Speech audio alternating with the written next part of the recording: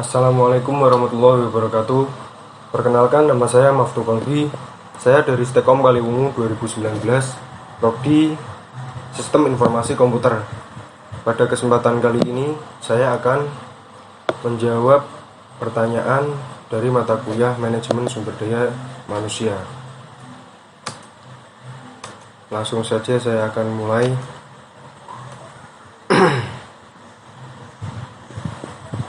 Nomor 1 yaitu, apakah yang dimaksud dengan kompensasi atau remunerasi bak sumber daya manusia di perusahaan, dan mengapa pemberian harus secara adil? Kompensasi sangat penting bagi karyawan itu sendiri sebagai individu, karena besarnya kompensasi merupakan pencerminan atau ukuran nilai pekerjaan karyawan itu sendiri. Sebaliknya, besarnya kompensasi dapat dipengaruhi prestasi kerja, motivasi, dan kepuasan kerja karyawan.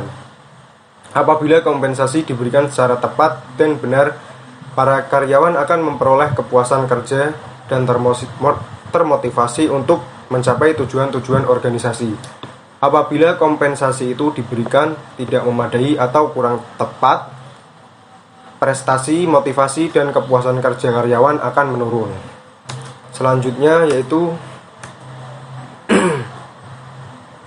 nomor 2, apakah tujuan dan manfaat dari penilaian kinerja atau performance appraisal di dalam perusahaan?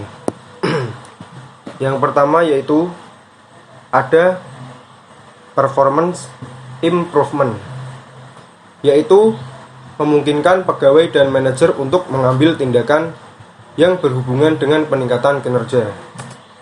Yang nomor 2 ada compensation adjustment, yaitu membantu para pengambil keputusan untuk menentukan siapa saja yang berhak menerima kenaikan gaji atau sebaliknya. Yang ketiga ada placement decision, menentukan promosi, transfer, dan demotion. Selanjutnya ada training and development needs, yaitu mengevaluasi kebutuhan pelatihan dan pengembangan bagi pegawai agar kinerja mereka lebih optimal.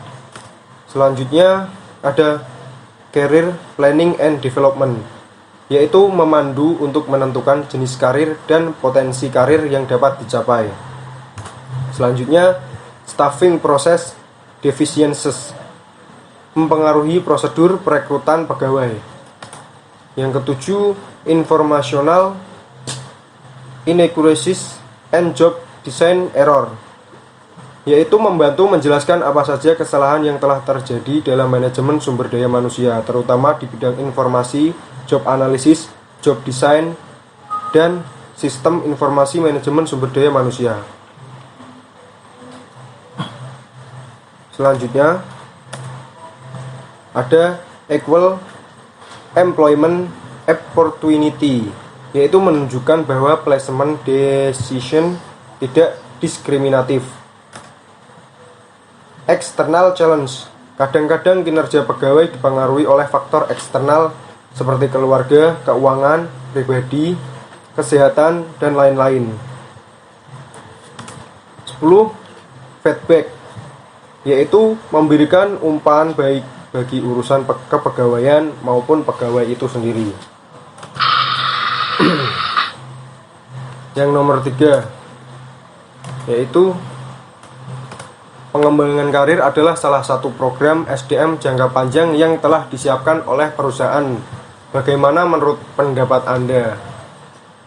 Menurut pendapat saya, pengembangan karir sebagai kegiatan manajemen SDM pada dasarnya bertujuan untuk memperbaiki dan meningkatkan efektivitas pelaksanaan pekerjaan oleh para pekerja, agar semakin mampu memberikan kontribusi terbaik dalam mewujudkan tujuan bisnis organisasi. Selanjutnya, yang nomor 4 yaitu jelaskan faktor-faktor yang akan mempengaruhi penilaian kinerja bagi karyawan.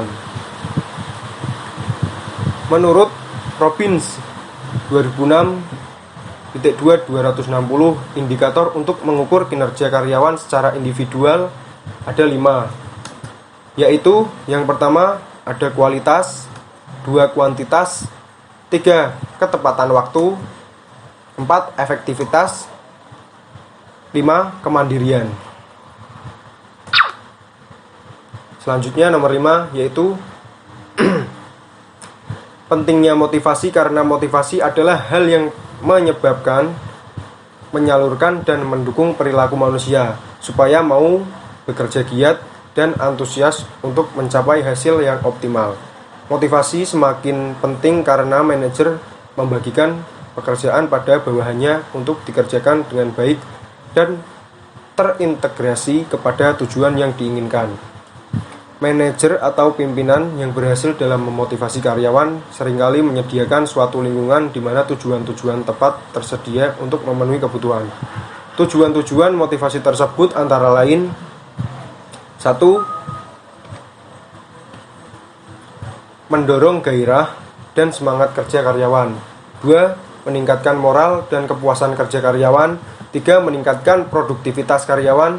4. Mempertahankan loyalitas dan kestabilan karyawan perusahaan. 5. Meninggalkan kedisiplinan dan menurunkan tingkat absensi karyawan.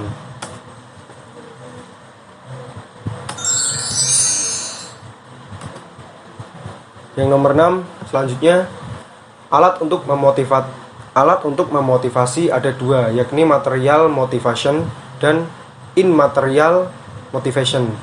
Berikan penjelasan Anda. Yang pertama, material insentif adalah dorongan yang bersifat keuangan yang bukan saja merupakan upah atau gaji yang wajar, tetapi juga jaminan yang dapat dinilai dengan uang. Yang kedua, non-material insentif, yaitu segala jenis insentif yang tidak dapat dinilai dengan uang. Selanjutnya nomor 7, apa yang dimaksud dengan PHK? Sebutkan beberapa jenis PHK yang ada dalam perusahaan.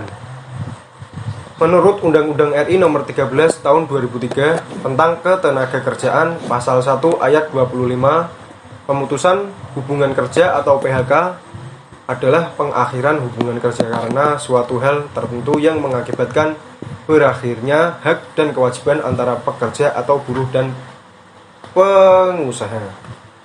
Menurut Mangku Prawira, pemutusan hubungan kerja atau PHK ada 2 jenis, yaitu pemutusan hubungan kerja sementara dan pemutusan hubungan kerja permanen. Nomor 8, apabila pekerja tidak masuk selama 5 hari berturut-turut, menurut Undang-Undang Nomor 13 Tahun 2003 dianggap mengundurkan diri atau bisa dilakukan PHK. Jelaskan langkah dan prosedurnya. Menurut Undang-Undang Nomor 13 Tahun 2003 tentang Ketenagakerjaan atau UUK yang baru berlaku, pekerja atau buruh yang mangkir selama 5 hari kerja atau lebih berturut-turut dapat diputus hubungan kerjanya, dan pemutusan hubungan kerjanya itu dianggap sebagai suatu pengunduran diri.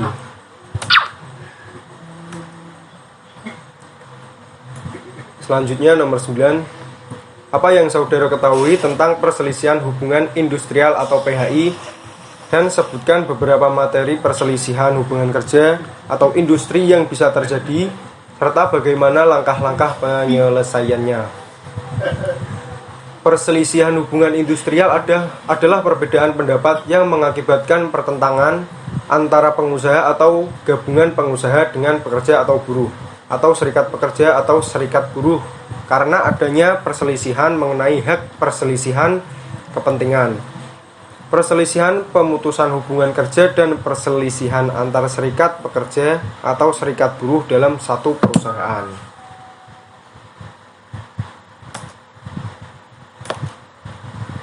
Selanjutnya yang terakhir, jelaskan beberapa pengertian atau istilah berikut ini. A. BPJS Kesehatan dan BPJS Ketenagakerjaan. B. Perjanjian bersama C. Serikat pekerja atau SP atau serikat buruh SB. D. Prinsip dalam pemberian upah atau no work no pay. E. International Labour Organization atau ILO. Yang pertama yaitu A. Badan Penyelenggara Jaminan Sosial Kesehatan atau BPJS Kesehatan adalah badan hukum publik yang bertanggung jawab pada Presiden dan berfungsi menyelenggarakan program jaminan kesehatan bagi seluruh penduduk Indonesia, termasuk orang asing yang bekerja paling singkat 6 bulan di Indonesia. Yang kedua yaitu PKB adalah perjanjian yang merupakan hasil perundingan antara serikat pekerja atau beberapa serikat pekerja. C. Serikat buruh atau serikat pekerja merupakan organisasi yang dibentuk dari, oleh, dan untuk pekerja baik di perusahaan maupun di luar perusahaan yang bersifat bebas, terbuka, mandiri, demokratis, dan bertanggung jawab guna memperjuangkan, membela serta melindungi hak dan kepentingan pekerja serta meningkatkan kesejahteraan pekerja dan keluarganya. D. Asas no work no pay, yaitu suatu asas yang menyatakan bahwa bila tidak melakukan pekerjaan berarti tidak berhak atas upah. Yang terakhir E. Organisasi Perburuhan Internasional atau ILO adalah badan perserikatan bangsa-bangsa atau PBB yang terus berupaya mendorong terciptanya peluang bagi perempuan dan laki-laki untuk memperoleh pekerjaan yang layak dan produktivitas secara bebas, adil, aman, dan bermartabat.